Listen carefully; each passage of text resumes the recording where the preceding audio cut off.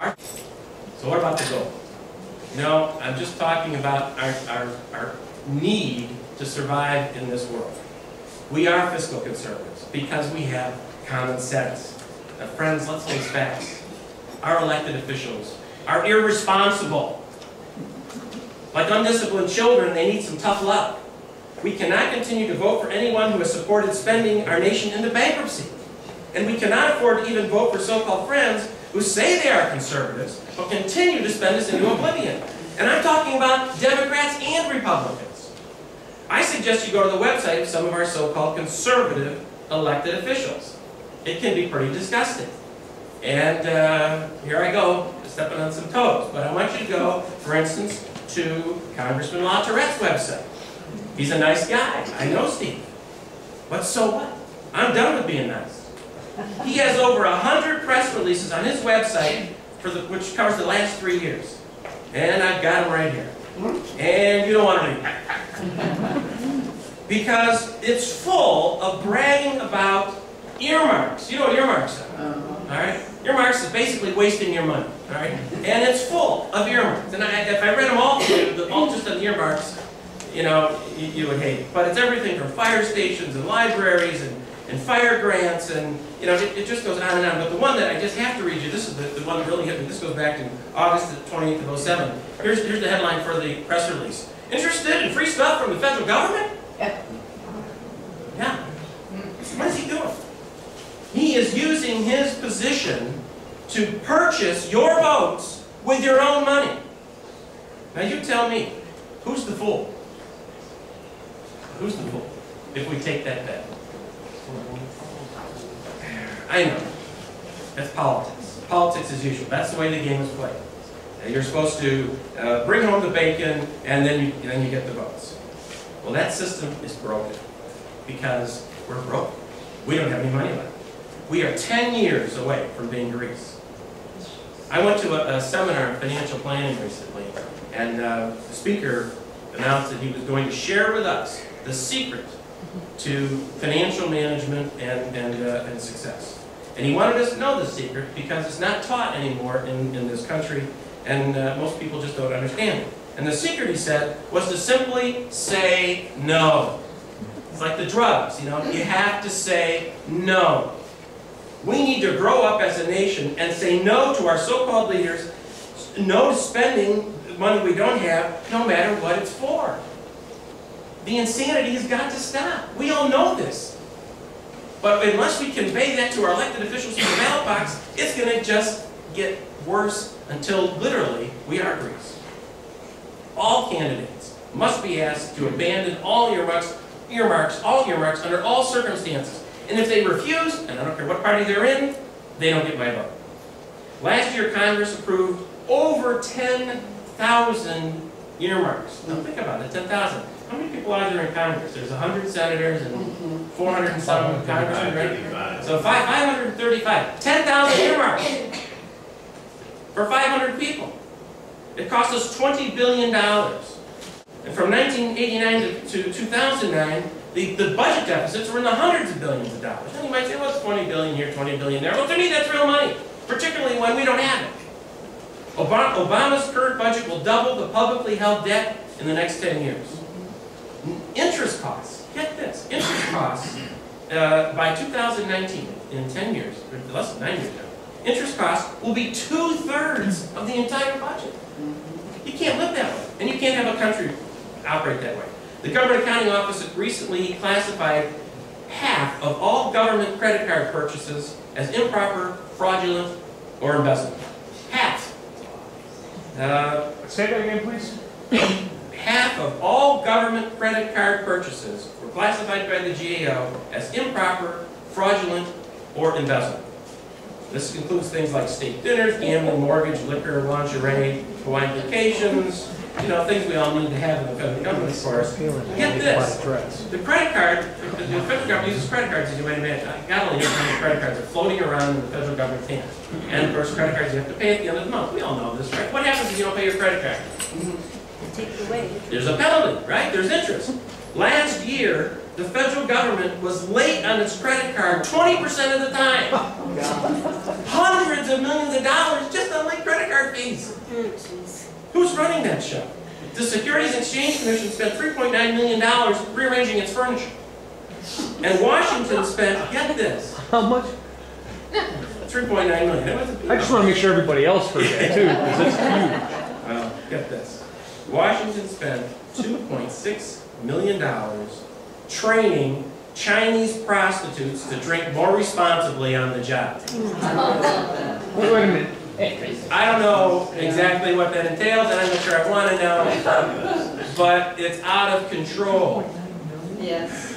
We have to get this under control. Despite trillion-dollar deficits, last year's $10,000 earmarks included tattoo programs, $190,000 for Buffalo Bill Historical Society, $75,000 for a totally teen zone in Albany, and $3 million for bike racks in Georgetown. If any of you ever been to Georgetown, you've been to Georgetown probably. Georgetown's a pretty nice neighborhood. In fact, it's one of the wealthiest areas in the country. $3 million worth of government-controlled, or government-paid-for bike racks. It's crazy. We need to say no. And we need to say that locally, our local elected officials have to stop this business of, hey, if it comes from Washington, it's free. It's not free. Latorette's website may have advertised free stuff from the government, but it ain't so. There's no such thing. And they're not stopping. It's getting worse. It's getting worse because what they're buying now is bigger, like healthcare. As you may have read, the GAO, or the CBO, the Congressional Budget Office, came out with its final numbers on what the healthcare bill is going to cost. Of course, they came out after they passed it. But that's a little bit of a problem, but not Yes, it didn't read it. They came out, they added over $100 billion in costs when we went through it. That means the healthcare bill alone is going to cost $1 trillion. $1 trillion.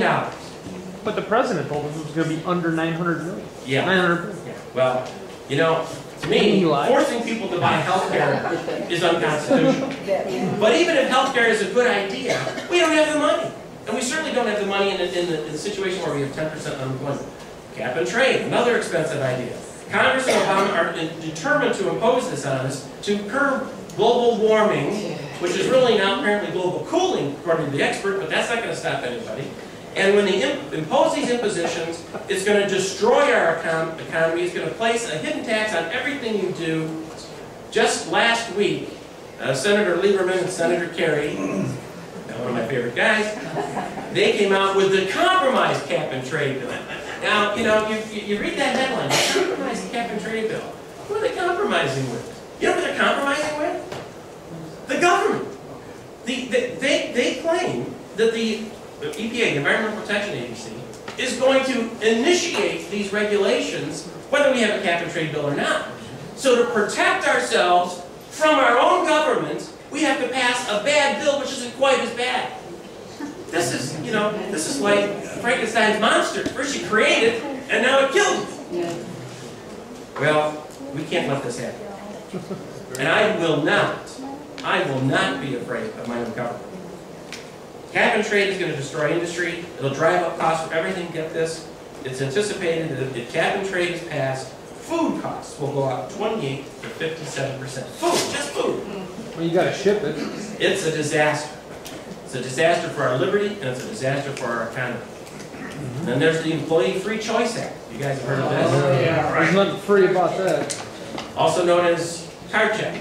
Don't you love it when they put these names in here? The Employee Free Choice Act. Well, how could you be opposed to that? The Employee Free Choice Act, it requires no choice at all. It's really a union power play, as many of you may know.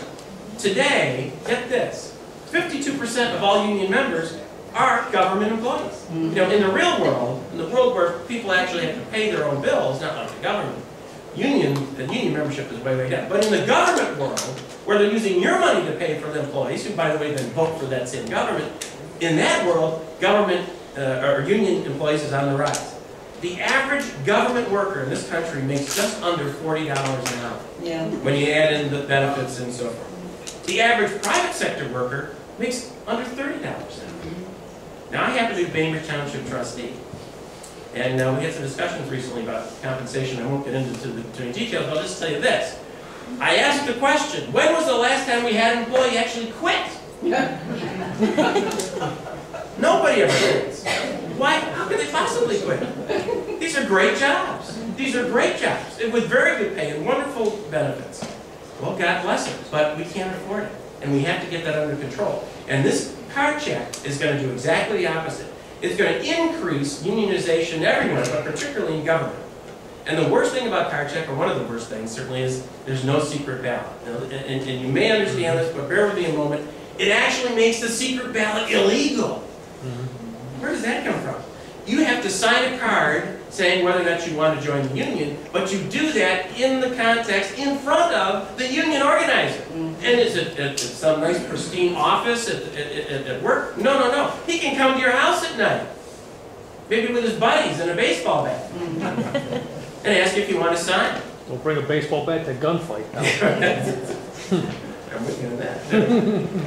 This is horrible. This is horrible. This is a tremendous pressure on workers that is just unconscionable to my mind. And another terrible provision, which you may be less familiar with, is it has binding arbitration. Binding arbitration means if you don't make a deal with the union, then you go to arbitration. And the arbitration panels are appointed by, let's see, oh yeah, the politicians. And the politicians all get their money from who? The unions.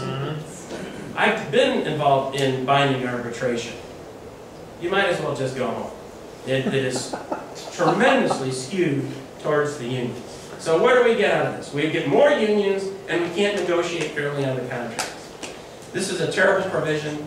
It cannot be allowed to happen, but it's coming. Even though 75% of Americans say that the secret ballot is the best way to handle unionization. Doesn't matter. We know it doesn't matter what we think. We have got to get the budget and the spending under control. That's what the gold is all about. We've got to save our gold. Me, I'm buying silver, but